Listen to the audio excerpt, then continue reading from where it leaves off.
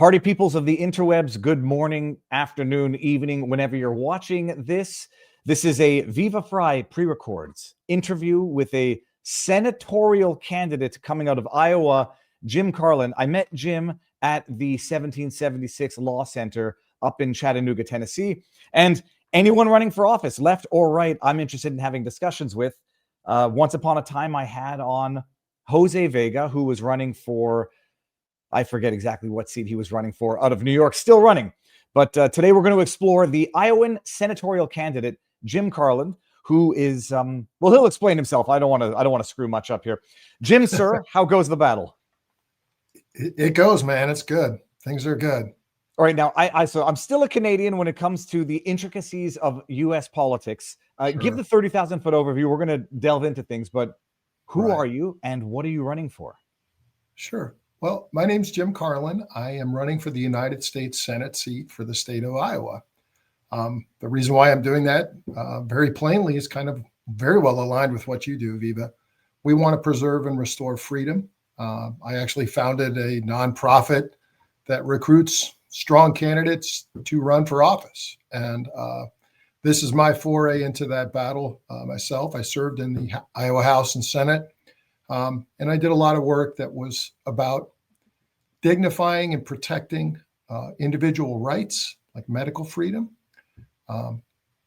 protecting veterans, protecting seniors, school-age children. A lot of the work I did was well aligned with that.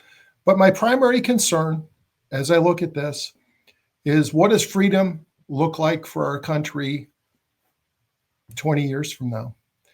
I don't think we're on a good trajectory. Actually, I think we're on the road to serfdom, as Hayek put it. I see a lot of indicators that are more than suggestive of that trend. And I think we all have a responsibility. It's my Christian responsibility to preserve liberty in this country. And that's why I'm getting in. Okay, now I asked you before we went live. I'm sure you're familiar with my interview. I call it a style or lack thereof, but I love delving into childhood. Now, before we went live, you said your grandfather was you're of pure Irish descent. Grandfather born and raised in Ireland. Who was the first one to come to America? He was, and his name was Bill. And when he came over, like you can actually go to. Of course, now I'm drawing a blank, right? Ellis Island. And they have computer records of what ship they were on, when they came over. Anybody who wants to know like your family history in that regard can look it up. But they all came here for the American dream, for the dream of a better life. And right now, as we look at our country, as we look, our young college graduates, are they going to have the same American dream? Well, I think that's what we're really in this fight for. The dream that was in the heart of my grandfather is the dream I want preserved for my children and for my grandchildren. But when he first came here, he worked on the Lincoln and Holland Tunnel. Really dangerous jobs. I don't think they had an OSHA back then. But that's how he got his start. And eventually he started his own bar. Had his own bar restaurant, actually ended up owning a racehorse, did very well for himself because he worked really, really hard and he believed in the American dream. So I guess generationally, my grandfather Bill was the first guy to pursue the American dream. Did he marry when he got here or did he come over married? He was already married. So, the economy in Iowa was not good then. The opportunities that were present in a very depressed economy were not there. And there was a massive influx of Irish people back then, kind of like, for lack of a better way to put it, I think it's comparable to the massive influx that we saw of Hispanic Mexicans coming into the country. The Irish were not welcomed into this country when they first came in because there was such an influx. And I think actually my last name was changed to kind of hide that a little bit. What was it originally, or what was your granddad's last name? You would have to ask me that. I'm actually not sure. There was like several more letters. They shortened it up deliberately. Because I imagine if it's Irish or it would have a Gaelic-ish spelling, there might be an A and an I with the things on Right. top. My grandfather's last name was Freiheit before he came into Argentina. Then he dropped the ER and just became Freiheit. But Okay. Jim, actually, everybody always laughs when I ask this question. How old are you? Sure. I am actually going to be 63 next month. 63. Born and raised in Iowa? No. I actually grew up in Massachusetts and New Jersey. I was born in Western Massachusetts, spent my school age, elementary age, high school age years in New Jersey, served in the military, and ended up moving out to Iowa to the shock of my mother. But when I came out here, the East Coast way of living on the culture side, people out here are a little bit friendlier.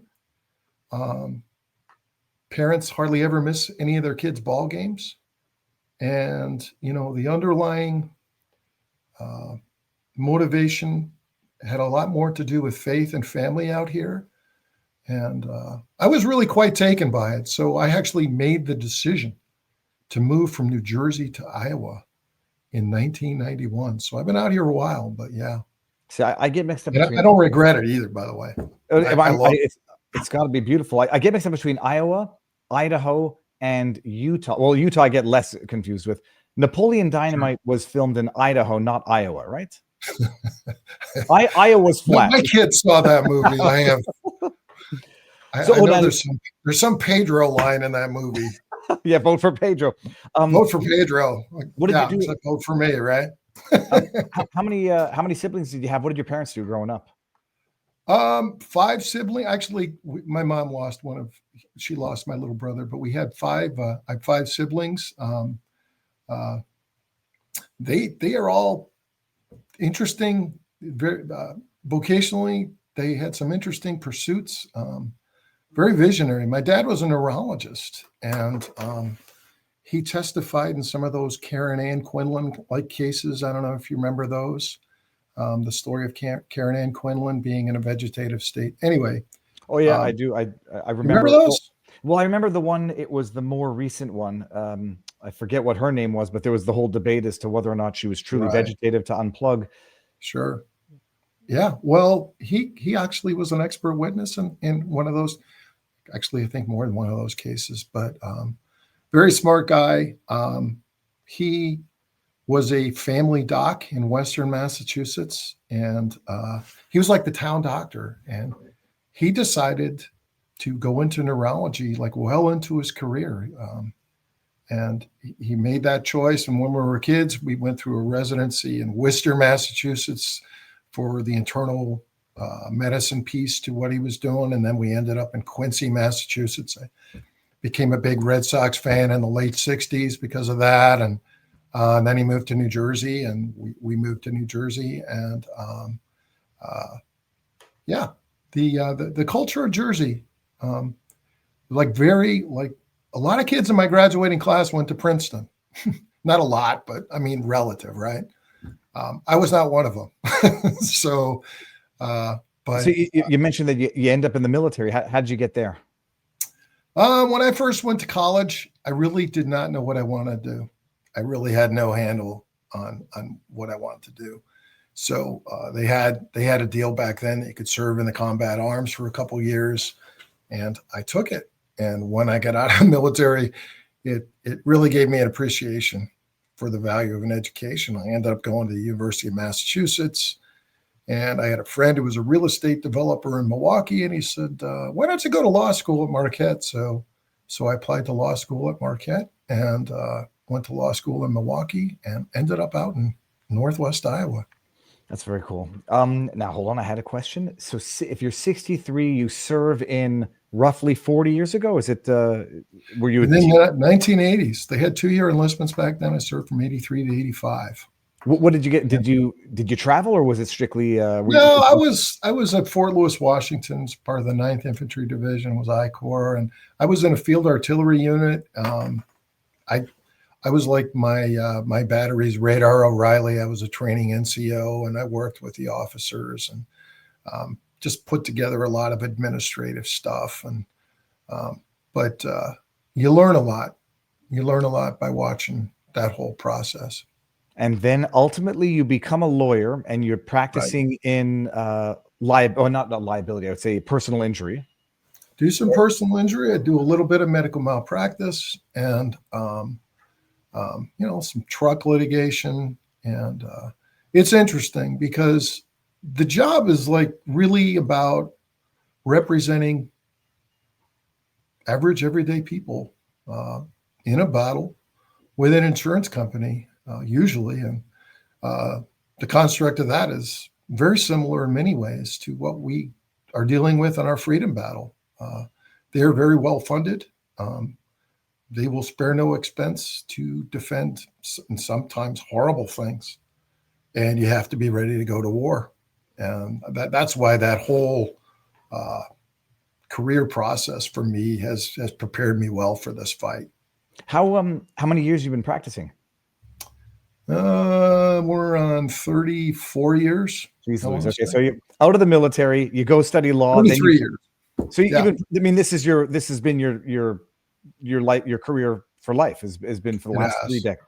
Okay, that's wild. And now, so for people to appreciate this, you're representing individuals against insurance companies. I am. Not to get into the details, but typically they don't have the means to represent themselves. So you're working in the hopes of something of a victory or settlement. But this is David versus Goliath, literally, where these people are without the means taking on insurance giants who are basically trying to stiff them or not recognize their injuries. Listen, I know as a career, plaintiffs' lawyers don't enjoy a great reputation. I think the messaging of that has a lot to do with insurance companies. It's war without the blood sometimes. I mean, it can get really nasty. And I've been through some of those battles. It took 3 or 4 years to win with a brain injury from medical malpractice, representing old people and some pretty vicious, nasty battles. And you got to see it through and you got to fight. And as I said, it's like, I can't think of almost a better way to prepare for the process than having to fight in a courtroom, prepare your case, state it well, and stand up for people. And that's kind of what carried over. And so you don't know this, but I also helped to found a nonprofit corporation for Kenyan orphans. I actually did 18 years of nursing home ministry, believe it or not. I just visited elderly people in nursing homes for 18 years. And that was the first thing that was kind of on my heart to do when I decided to get a little past myself and start serving people. And that was a great classroom because one of my big concerns is how people are treated. How, I got to ask, like the specificity of Kenyan orphans, how did that come about? I've always had a soft spot for little kids, and I prayed, and one day I prayed and I said, "Hey God, you put this in me for a reason. Would you get me connected with some people who want to do this? This really happened." 2 weeks later, I met this attorney who she's a corporate lawyer in Paris, and she wanted to do it too. Neither one of us had any idea what we were doing. She's actually the niece of my secretary at the time. And so we knew one on the ground person in Kiambu, which is east of Nairobi or south. I want to say southeast of Nairobi. It's about 50 miles outside. And we just wanted to get, we just wanted to go over there and make a difference. And it's amazing. It does not take a lot of resources to make a huge difference to little kids. And the Kenyan children are just beautiful. And when you see their innocence and you see the daunting poverty that you're faced with, you just want to rescue them. You just want to grab them and take them all home with you and make the bad go away. And so we started doing individual projects for them. And the Giving Exchange, which is still out there working, you can look it up. I'm not on the board anymore, but it is still pursuing the mission of helping Kenyan orphans. And that was a wonderful, wonderful experience for me.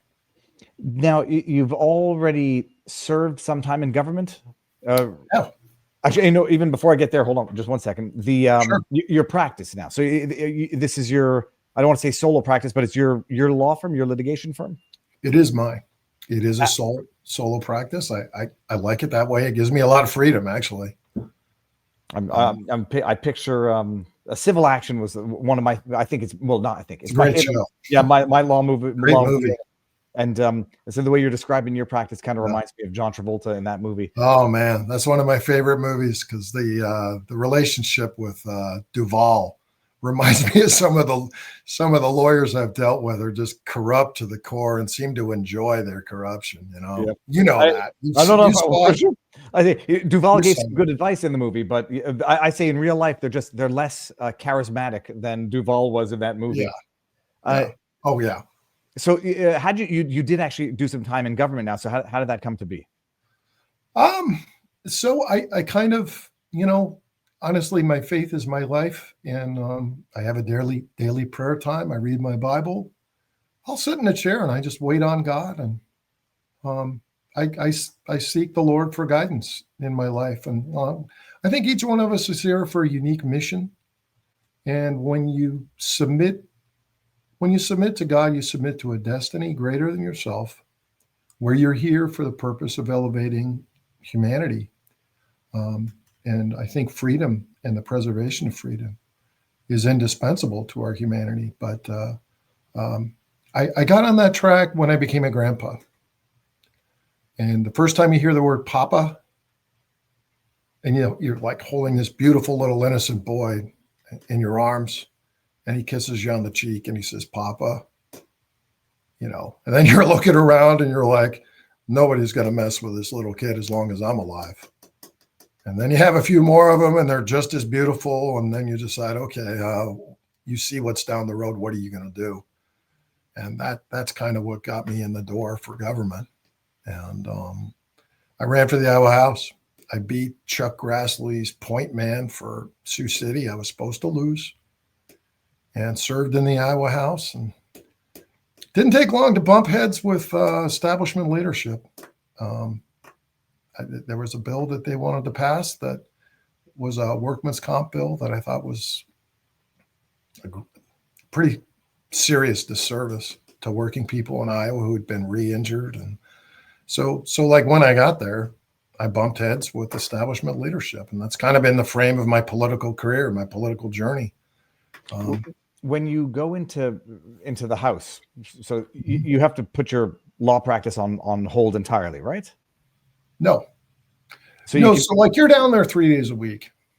3 days a week. So okay. You can do both, and you're like you're down there from January till the end of April, and we have computers now, and you can schedule appointments on Thursday afternoons and Fridays, and so you can keep the train going. It's hard. It's hard to do both things. How many years did you do that for? 6. 1 year in the House and 5 years in the Senate. Wow. Okay, fine. And now we'll get to where America looks like it's going. How long have you been, or have you been out of the Senate since, and you went back to full-time practice, and now you're doing this? Well, so I had this crazy idea of primarying Chuck Grassley, which people thought was crazy because he's an institution, but I'm also a numbers guy, and I do some digging. And when I did my digging, I'm like, no. When I looked at his actual votes as a U.S. Senator, like 50% of the time he voted for conservative values, and way, way, way too many times he was on the wrong side of issues related to freedom. And I'm like, okay, what are you going to do? I'm going to fight. And I primaried him. And in the process of going through that primary and ultimately losing, I met a ton of people. And so I meet lots of people who are part of your clan. And when you meet them, you network with them, you have relationships with them. So we started a thing called the Iowa Liberty Network on the other side of losing. And we took that and we're like, you know what? We can change this game if we can change the number of our people in the seats. And that's been our goal. I got the heartbeat bill done with 3 other Senate colleagues. And the way we got, by the way, that was the first piece of significant pro-life legislation in the country. Texas copied it. It ultimately made it to the Supreme Court. People don't know this, but it began with 4 Iowa senators, Senator Rick Bertrand, Senator Jake Chapman, Senator Brad Zahn, and myself. We went to leadership. Rick Bertrand had this amazing idea. He said, because I asked him, I said, Rick, how do we do it? And Rick's a smart guy. He came back the next day and he said, Carlin, I think I got it. He said, if you and me can get 2 other senators to vote no on the budget, like you don't get a budget unless we get the heartbeat bill. And they thought we were kidding. They put the budget on the floor. Each one of us walked up to the majority leader's desk and we went, no, I'm a no. Just so you know, full disclosure, I'm a no. And when we did that, he pulls the budget off the floor, like half trots over to the Speaker of the House's office. 2 nights later, 2:30 in the morning, we're debating the heartbeat bill. And I was like, wow, what an amazing thing to be able to get done. And you learn from that. And 12 senators just stood up against private sector, eminent domain taking in Iowa with the CO2 pipeline. We actually passed that bill. Unfortunately, Kim Reynolds vetoed it. But at a legislative level, we won that battle just by having enough people. Explain how that works. You say you have a vote on the budget, which you can say we're gonna vote Right. no on the budget unless you incorporate within the budget. No, not even that. We just said very plainly, unless you give us the heartbeat bill, you don't get a budget, and we're prepared to sit.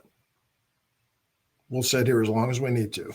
Now, for those who are watching, and I'll ask to clarify, the heartbeat bill is abortion outlawed as of the heartbeat, Heart. Okay, and under that drafting, I don't know which way it was ultimately passed. Were there exceptions for rape, And incest. and incest? Were there exceptions included in the law for this? All right, Yeah. Life of the mother. Oh yeah, I think yeah. Okay, no, I mean these are the standard. I say rebuttal exclusions. Okay, it's interesting. The politics is let me say it's dirty, it's nasty, and it's interesting. I don't. There's a reason why a lot of lawyers become politicians, but not necessarily the right lawyers become politicians. And I say from my perspective, it's the True. Institutional lawyers versus the independent lawyers becoming politicians, Right. as people will get from this, have a wildly different perspective. Yeah.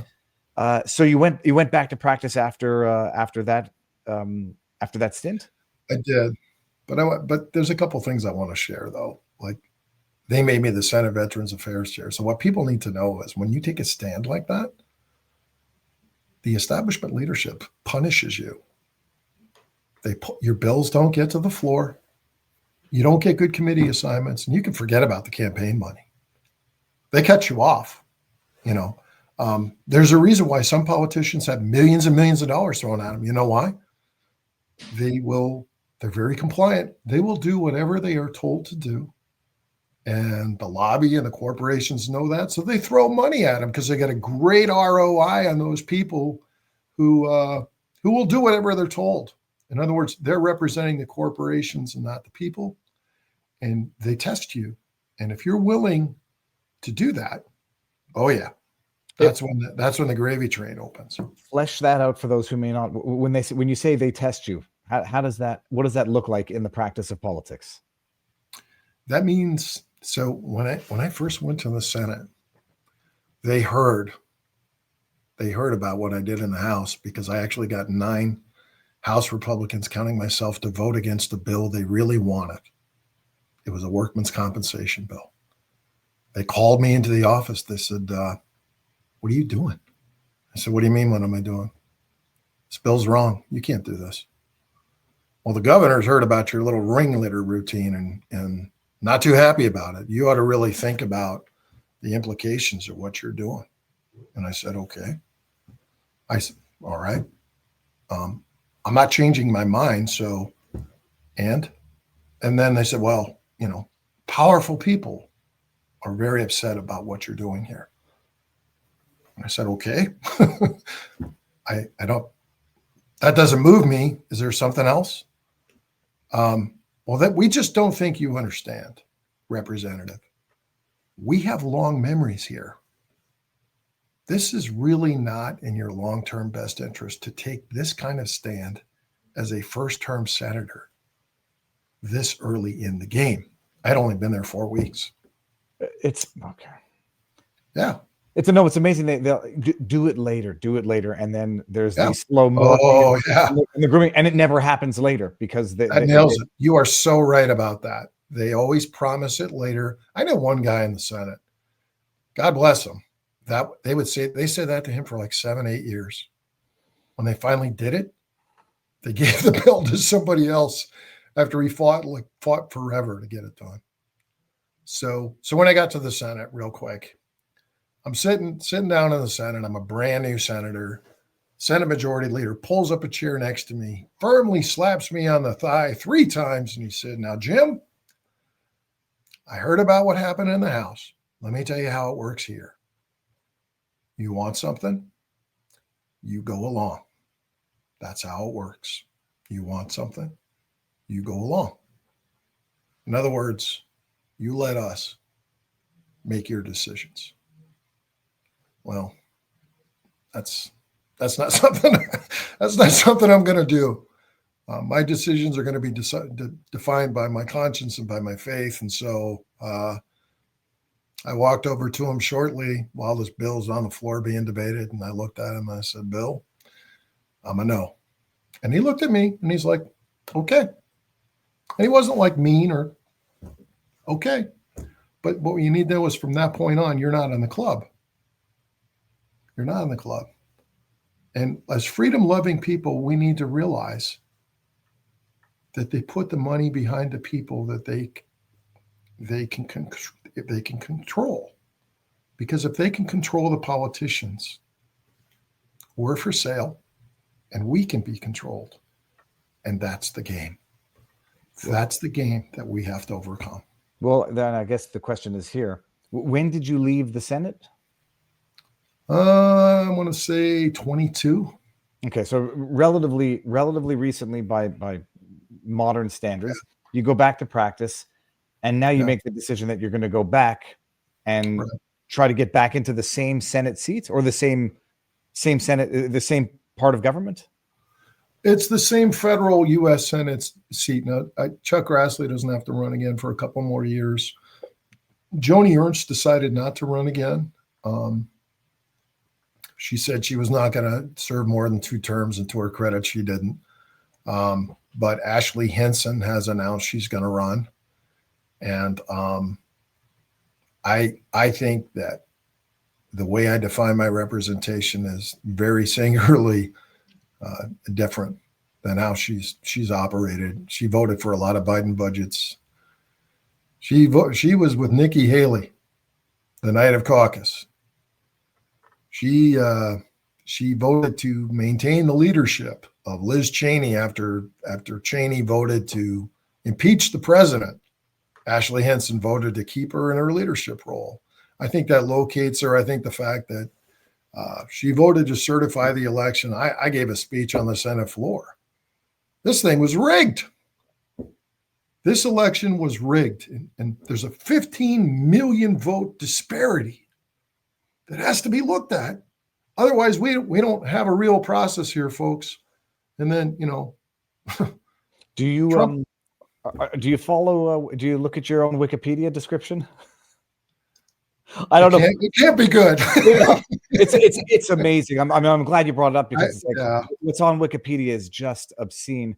Carlin served the U.S. Army, not 83 to 85. Following the 2020 presidential election, Carlin supported unfounded conspiracy theories that Democrats stole the election. After President Trump refused to concede, he made claims of fraud. Who believes Joe Biden got 12 million more votes than Barack on his best day? I don't. What's amazing is what we've learned since, which will never make its way into an honest Wikipedia, because there is no honest Wikipedia.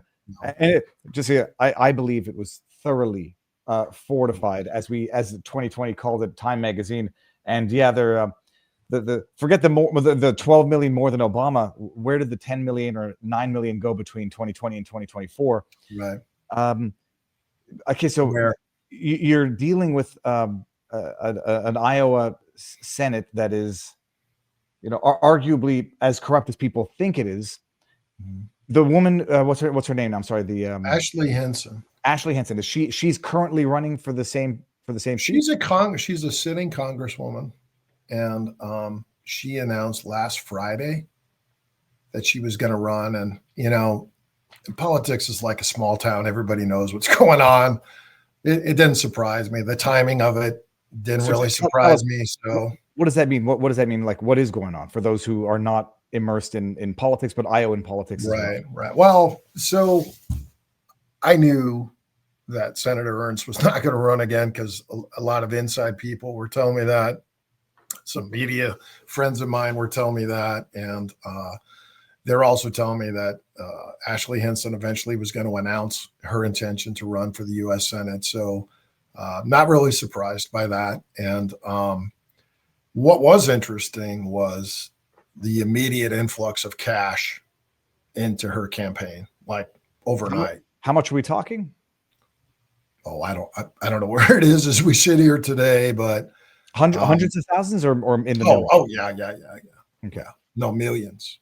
And yeah, I mean it's okay.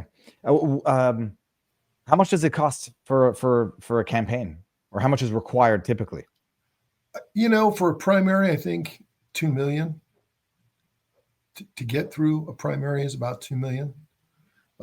Once you win the primary, they would and they should, and they do care about keeping that seat, and then the Republican base will kick in and support the winner of a primary. But you still have to keep your frame. And even though I didn't do everything I was said, probably 80% of the time I'm like, okay, probably 90% of the time, but the 10%, if I'm not violating my conscience for anybody, because then you lose your humanity. People don't realize that, but like, you violate your conscience, you lose your whole capacity to value human beings. That affects your reality. That every metric in life is affected that way, in a negative way. I'm not doing that dance. So, but more often than not, you could vote that way. But when it comes to freedom, when it comes to burdening taxpayers, when it comes to just basically treating people fairly, like, I think the role of government has basically two things: keep us safe, preserve our freedoms. That's your job. Stay in your lane.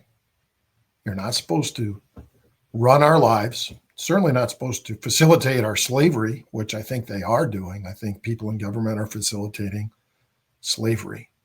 And one of the reasons why I believe that, if you look at the Federal Reserve's policies during COVID, I don't know, some of the engineered market crash, where interest rates and liquidity were affecting markets, not to get too in the weeds here with you. And you look at Obama monopolizing healthcare. He didn't make it affordable. He monopolized it. Premiums are now triple. He was going to make student loans affordable, of course, until the sunset, right? Then it sunsets, and oh, by the way, we're going to double interest rates then, which they did. The federal government makes $60 billion off of our kids. Average kid, it takes them 20 years to pay off student loan debt. And then if they want to buy a house, they're 60% more now than they were in 2019. And the government made that happen. And I don't really say the government in the context of the Federal Reserve, but you know about this stuff because we talked about this at the 1776 conference. But they're setting us up. So if like 80% of my income goes to the government, a bank, or an insurance company, am I really free? What if the game is set up to where most of our income goes to those three things? Well, and then from there goes to what we've seen it go to: foreign countries, foreign war, corrupt NGOs. I mean, I guess the question is going to be this: like, not to be black-pilled, although I've been for the last week. Right. What are you going to do about it? And what are you going to do about it? What do you hope to do about it? I think the only way tyranny ends is light. Charlie was a light. Charlie brought light to some very dark places on our college campuses. I think he was ultimately killed for it because he challenged the narrative that enslaves our kids, and he brought light to it. And when he brought that light, he moved the ball. He started to be listened to. And so now you're affecting the whole culture of college education from one man who stood up and courageously looked tyranny in the eye. And listen, I actually, this might sound terrible. I think Charlie knew and understood the risks exactly of what he was doing. I don't think he was surprised by the outcome that ultimately took his life. And he faced it with courage because he knew the stakes. And he is a hero. I think in some sense he's called to be a martyr. And on the other side of what he did, we got perspective that we probably didn't have before. Now we see the game differently. They're willing to kill us when we open our mouths. They killed Charlie for bringing light to tyranny. And thank God for Charlie Kirk. So you're going to be involved in this race. The timeline for people watching this, Right. They're going to be watching this now. It's going to be months in advance of the primary, which is itself Right. going to be a few months in advance of the general. Sure. How does it work? I mean, what's the process, and what do you need to get your voice out there and to get the campaign moving? Right. We have a 9-month window to get in front of as many people as we can to make the case for what we're doing. It's almost like a big jury trial. You got to get the evidence in front of the jury. The only way to get the evidence in front of the jury is media, door knocking, and signs, and just getting your message. I think they say you have to have your name appear 6 to 8 times before somebody with a little bit of your message to make a dent. It's the jury is the Iowa Right. constituency. Yes. 3-point-some-odd million population. What's the typical number of voters who turn out at a primary and a general? I would say it's probably somewhere around 250,000 Jeez, for a Louise. primary. Yeah. And we know who those people are. Do they need to be registered Republicans, or can you have the fakeroo where you have Democrats entering the primary for the Republican? I didn't really see that much of it. I think the people that vote in primaries in non-presidential years, it's percentage-wise, it's a pretty small club, kind of like 250,000. But that's where the money's going to go. And, politics is big business. And the media people and the TV people and all those things, you could spend a lot of money. I don't think we need to spend a huge amount of money, but, $2 to $3 million to do a well-done media campaign is our ask. Because this battle, hey, look, when I get to DC, my campaign is for Iowa, for America. And we have to get our brand in those seats, or we don't have a voice. If those people are bought and paid for, they're there to advocate for business interests. They're not looking after you. They don't care about what 20% inflation does to a senior. That's not even in their mindset. They don't care about what housing costs do to young families who now have to wait till the age of being 39 now to buy a house, stuff like that. What it does to college kids, that's not in their frame. Well, this is I don't want to bring it back to the dark news of last week as at the time of recording this. This is what I've noticed among a younger population. I still consider myself to be a teenager, but I'm not. I'm perpetually stuck at the age of 16, but now I'm 46. I sense a certain degree of nihilism among the youth that I think explains their indifference, at least in the wake of Charlie Kirk's assassination, an indifference to human life and to the suffering of others, because I think so many, and this is not to rationalize anything or sympathize, a lot have just, on the one hand, lost touch of humanity through social media, through the internet, and a number of other things that reduce humans to avatars. But there's a certain nihilism because people have lost faith, and that allows them to buy into atrocities.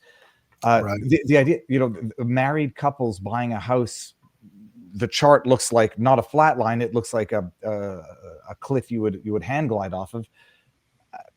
I think my one question is, it's going to take years to reverse it, but how do you even go about reversing that trend? Like policy-wise, what can government do to solve the problem government has caused? I think one of the best things you can possibly do is restore free markets, because we've seen a monopolization of all of our market sectors. That's been facilitated by government. Agriculture is a great example of that. Our farmers right now are faced with a double squeeze on the input side, on the market side, and they've basically been relegated to contract labor. And I think that's the end game for these people. I think they want to take our voice out of the marketplace so that they can ultimately control us, by charging whatever they want, providing whatever quality they want, whether they actually give us anything or not. As somebody who does medical malpractice, I can tell you that seniors are treated horribly. I've seen it. And the reason why is very simple.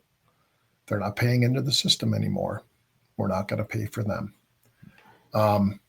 That's like a harsh reality to it. But I think if you ask people questions about their economic security, how government's hurting their economic security, and the other thing is their relational self-awareness, because you talked about the nihilism thing. When I was 27 years old, I came home from law school one day. I turned on the TV and there was this guy preaching. And he said to me, well, you're in the driver's seat. How's that working out for you? And I wasn't the least bit interested in listening to any sermon at all. I mean, I was, but that question kind of grabbed me. And he said, how's that working out for you? And I actually said to myself, hey, Jim, you kind of suck at life, so maybe listen to this guy for 2 minutes. So I did. And I said to God, hey, God, I'll be honest with you. I don't even know if you're real, but if you're real and you show me you care, I'm in. That was 30 plus years ago. He answered that question. He's real. He cares about humanity. He cares about people. And I don't think we change the country apart from turning to him. And I think he's willing. He loves us. And I think he will help us. And our founders knew that. And we realize that nihilism leads to what? A meaningless, empty life where you don't care about anybody. Well, what if God gave you a construct where your life was intended with a meaningful purpose? And he emphasized the importance of commitment in relationships, personal responsibility, destiny. Because freedom is a personal responsibility that you have to embrace. And we all have to collectively embrace that responsibility to keep it for all of us.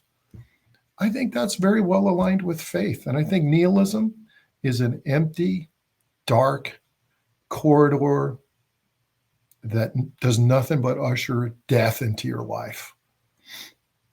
And the Marxists don't have the answers. And there's a lot of genocide to back that argument. It leads down a murderous path. We saw some of that last week, didn't we? If I may, I'm going to bring up some questions from our locals community, because I asked if they had any specific questions. And I think there's a couple that are interesting here. Sidewalk asks, are you planning on using TikTok memes and new media, Benny Johnson's show, to get name recognition? First of all, I will do everything I can to put you in touch with others with an even bigger bullhorn. But what's going to be your tactic in terms of using, call it new media? Right. I think you have to do TikTok. It's just, I mean, it's personally, honestly, it's not something I ever looked at, but it is a way of connecting with younger people. And I actually retained a media guy like 4 weeks ago to get me on that field. And yeah, no, I'm very open to that. Very cool. Have you reached out to Cernovich for advice on messaging? Let's see. Is he planning to reach out to Elon's America PAC to try to help with the campaign? Sidewalk's got a lot of questions in here. Let's see here. Let's see if the Sidewalk's the only one with questions in here. Jim Carlin's website. We're going to get all that. I'm going to put all that in the pinned comments. Sure. So let me bring this out here.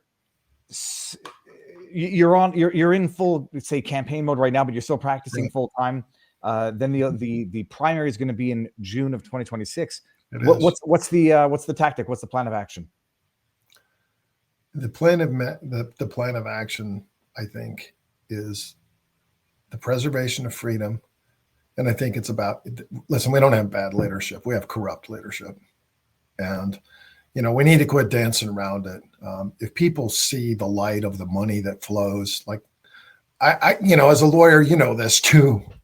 What do we do as lawyers? Show me where the money is. Show me who's getting paid, and I'll tell you what's going on. That's politics in a nutshell. Politics is not complex. It always comes down to money and power. And if you can expose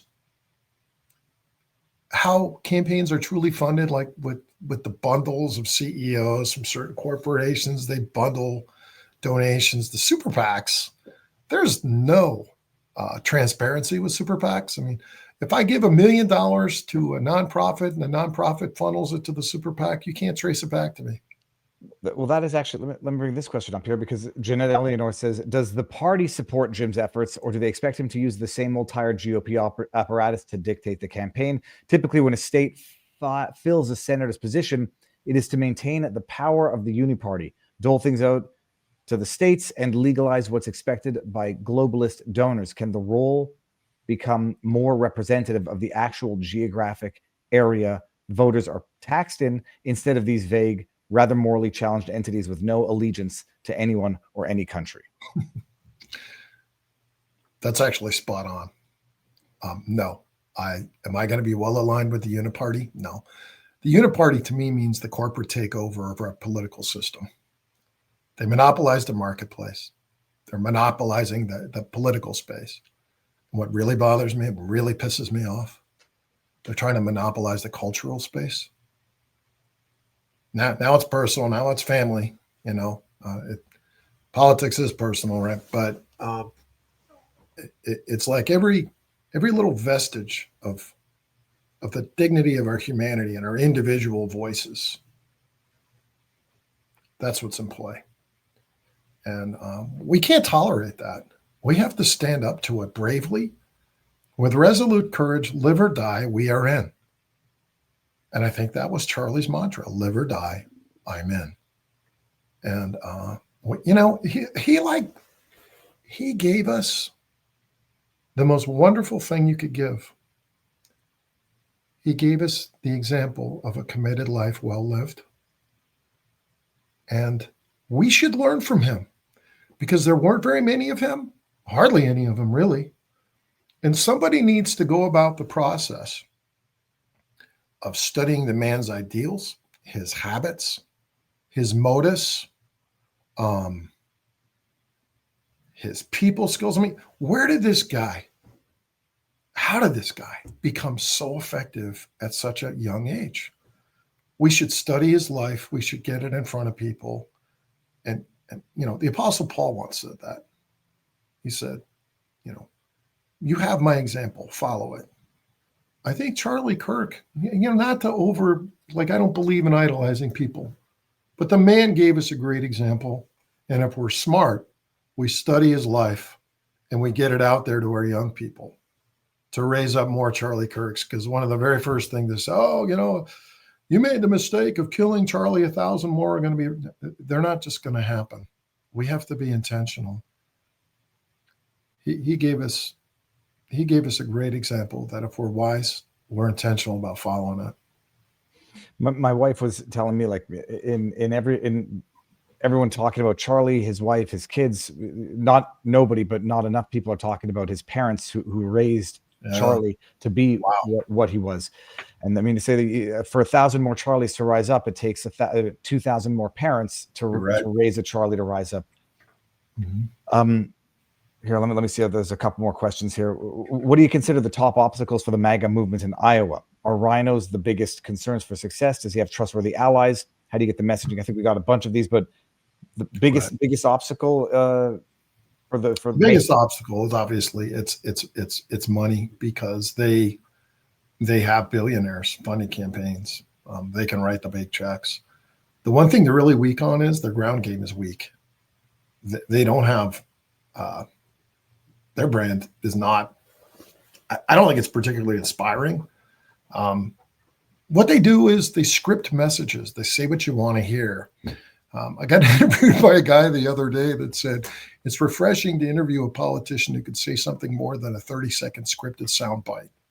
I think if a politician's not ready to sit down for a relatively long format interview, they're not ready to serve, and they're not deserving to serve. If we can't see who they are, they don't get to represent. But unfortunately, a lot of them are foul, unintelligent, and they wouldn't survive a 10-minute adversarial interview. So you got to have the Ilan Omars going on with the Mehdi Hassans in order for them to not sound like the idiots that they are. And even then, Jim, here, hold on a second. Let me bring this up. There was a question here. You support food freedom. That's from Sam Sandman. We talked about that for sure already. What's Jim's thoughts and opinions on politicians owning stocks while serving the government as an elected official? I kind of lean towards Josh Hawley's position on that, honestly. We're now following Nancy Pelosi's stock trades, although I understand that since she's not in leadership, she's not privy to the information she was getting before. They kept Pete Rose out of the Hall of Fame for doing the same thing. I don't know what I forget the details of what Martha Stewart was locked up for. I think it was something different, but something similar. That's insider trading. They get to do insider trading? Really? So you get to bet on stocks that you're voting on. Oh, gee, there's no conflict of interest there, is there? No, they put it behind a blind trust, Jim. Like what Carney is doing up in Canada. Well, it's behind a blind trust. I only know what I owned when I went into office. Blind trust. Yeah. I got some swampland for you. Yeah, well, that's it there. I always think back to the episode of Lisa Simpson goes to DC, and she revises her speech after seeing the bribery, and she says, "I'm in DC. It was a swamp then, and it's a swamp now." Yeah. And it's proving difficult to drain. Jim, I don't know what platforms you have up live now, but you'll send them all to me, and I'll put them in the pinned comment. How can people follow what you're doing, and how can they support what you're doing? Sure. You can reach out to us at carlinforussenate.com. Our issues are out there. Food freedom is probably something we could have devoted a little more time. I mean, you guys regularly talk about food freedom, political freedom, economic freedom. Those are things that we do care about, and medical freedom, of course. The connection between bear and agriculture. It's like, why on earth would they care about that? Why are the pharma so heavily leveraged into agriculture? So maybe that will help locate me for people asking those questions, because that does not escape my notice. Carlin for U.S. Senate. There's a donate link. We would really appreciate people getting behind us, because we're behind you. And well, you mentioned it. I mean, food freedom, and I sort of take for granted everyone out there is going to know. But actually, for those meeting you for the first time, flesh that out, and then if you can, finish on your what would be your top 3 biggest priorities if you get back into the Senate. But flesh out what food freedom means for those who may not fully appreciate it. Well, I think food freedom also, I think right now they're saying there's like 5 major corporations that pretty much own everything related to food. What I think is interesting is the pharmaceutical role and the connection to our food. Are we creating sick people through food? I know that's a really controversial thing to say, but I'm very well aligned with RFK. The work I did in medical freedom when I first got into the House and the Senate, the connection between the vaccinations, the autism spectrum, and a whole lot of other, I guess, chronic disease metrics that we're seeing in kids. Really? Do you think that's a coincidence? I mean, no. That's correlation doesn't equal causation, but my goodness, does it correlate to a certain number of things? Yeah, you don't have to ignore the obvious, because to me, the dots are not that hard to connect. The numbers speak for themselves. And I did a lot of work on medical freedom and fought vaccination mandates as a member of the Iowa Senate. Ultimately lost that battle, but I did get my bill out of full committee, and leadership elected not to get it on the floor. Food freedom is a real thing. We need to, you need to look at the role of glyphosate. RFK brought that up. The glyphosate in our food. What is our food doing to our bodies? What is it doing to our health? We need to bring the light of truth into the pharma sector, into the food sector, into the Federal Reserve, into our health insurance industry. The truth will always take you to a better place. Even if you don't want to go there, at least you know what you're dealing with. And reality is the door you open when you want to find real solutions. And the only way you know the reality is you got to know the truth. Jim, I knew you before and I liked you before, but I think people are going to know you now and like you now. I'm going to put all your links in there. So it's Jim Carlin, Carlin for USSenate.com. What's your handle on Twitter? No, I'll stick it in the comment. It'll be in the pin. Would ask you that. Let me see. I'll put it in the pinned comment.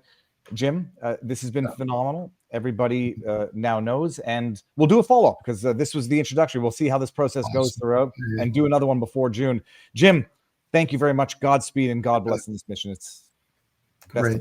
Thanks for the opportunity, Viva. Great to meet you, man.